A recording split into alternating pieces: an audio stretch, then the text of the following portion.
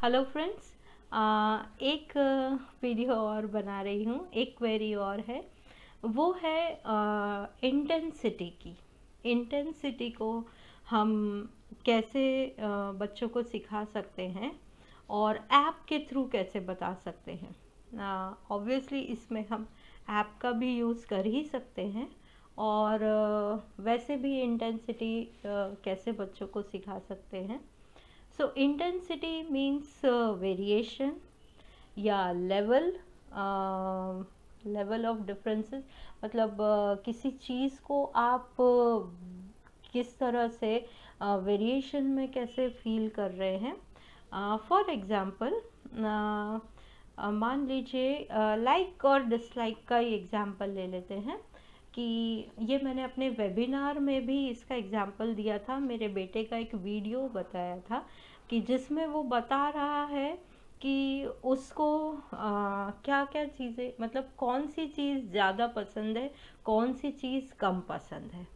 So that is the variation of his likings, है ना, या डिफरेंस ऑफ लाइकिंग कि घर में कोई गेस्ट आते तो बिल्कुल पसंद नहीं है, बाहर जाना, शॉपिंग करने जाना या मार्केट जाना थोड़ा पसंद है, वैकेशन पे जाना बहुत पसंद है, म्यूज़िक सबसे ज़्यादा पसंद है।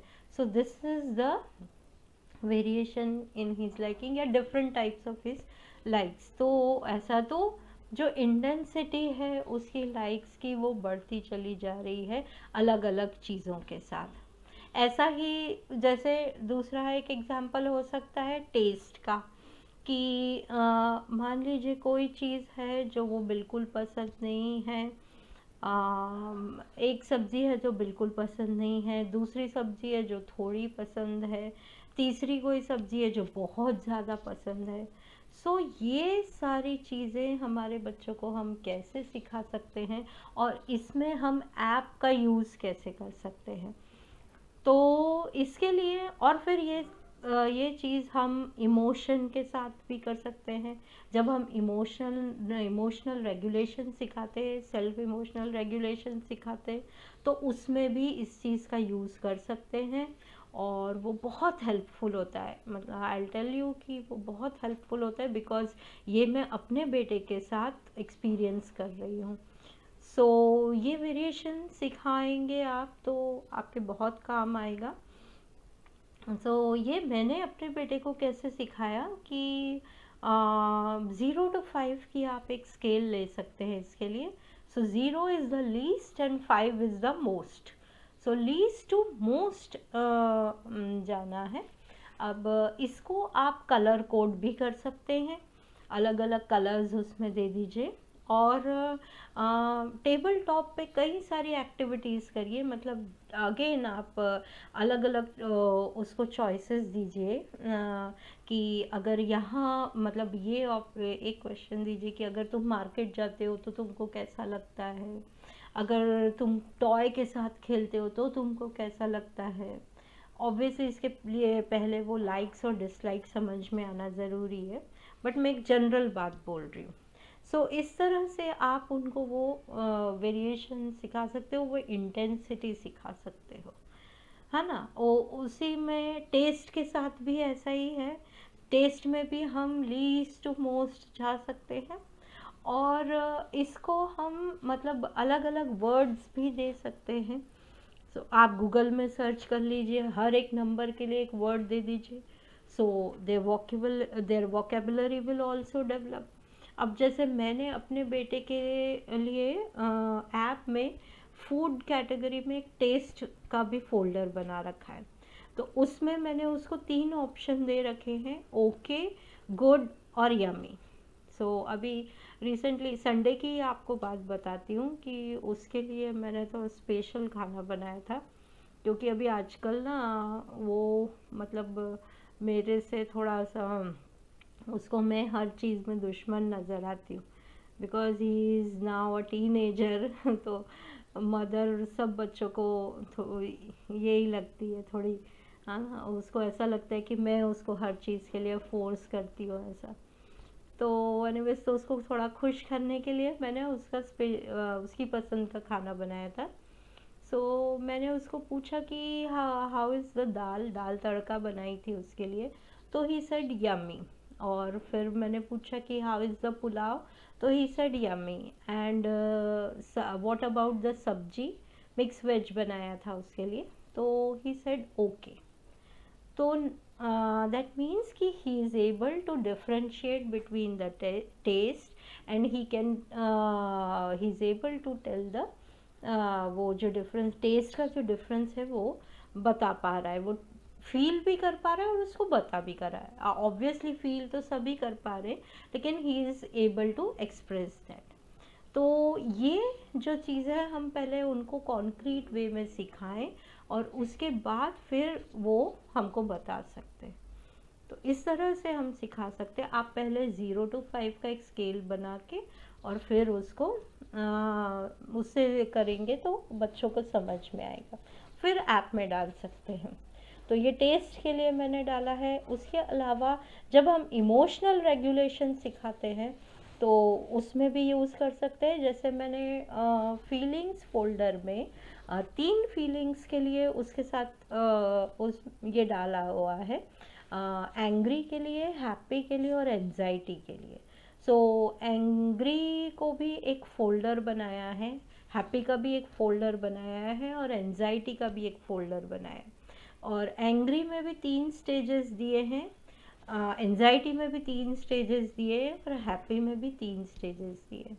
तो उसको पता है, अब वो बता सकता है कि eight what stage he is, at what level he is feeling that emotion, तो वो बता सकता है। तो इससे क्या होगा कि उसको इमोशनली रेगुलेट करना मेरे लिए आसान होगा। तो और ये सब चीज़ें जो हैं जब भी वो न्यूट्रल स्टेट में होगा तब उससे डिस्कस करना इजी होता है। ऑब्वियसली जब मेल्टडाउन होता है तब तो हम ये डिस्कस नहीं करते, पर जब बच्चा न्यूट्रल स्टेट में होता है तो हम उससे डिस्कस कर सकते हैं। तो वो जब लेवल को, वो स्टेज को आइडेंटिफाई करेंगे तो उनको काम डाउन करना इजी होगा। हम इमोशनल रेगुलेशन में भी क्या करते हैं, most is the furious state, और हमको नीचे का ना वो फ्यूरियस स्टेट जो है वो रेड है, रेड जोन है, और नीचे कहाँ आना है हमको, ब्लू जोन में, रिलैक्स स्टेज में। अगर बच्चे को वो पता होगा तो उसको मतलब अपना गोल पता होगा, कहाँ आना है, ब्लू जोन में आना है, तो then it will be easy for him. ये इस तरह से अलग अलग तरह से हम इंटेंसिटी उनको समझा सकते हैं। एक वीडियो इसके साथ में और आप शेयर कर रही हूँ, तो उसमें मैं बताऊंगी कि ऐप में कैसे मैंने उसको फीलिंग्स में ये बना के मैंने डाले हैं। मतलब फीलिंग्स में अलग स्टेज, एंग्री में अलग स्टेज और हैप्पी में अलग स्टेज। आई होप कि इस तरह से आप इंटेंसिटी भी बच्चों को सिखा पाएंगे। स्केल 0 to 5 का ज़रूर यूज़ कीजिए, बहुत इफ़ेक्टिव है और बच्चे सीख भी जाते हैं। ओके, आई होप ये भी आप लोगों को काम आएगा। और इसके अलावा कोई क्वेरी हो तो ज़रूर बताइए। अगेन मैंने अगर किया होगा तो मैं ज़रूर बताऊंगी। Thank you so much. Till then keep learning and keep exploring. ये देखें, इसमें ये फीलिंग्स का फोल्डर है। फीलिंग्स में ये एंग्री में देखिए मैंने ये 3 उसको स्टेजेस बनाई हैं। Upset is the first stage, then middle stage is angry and the last stage is furious.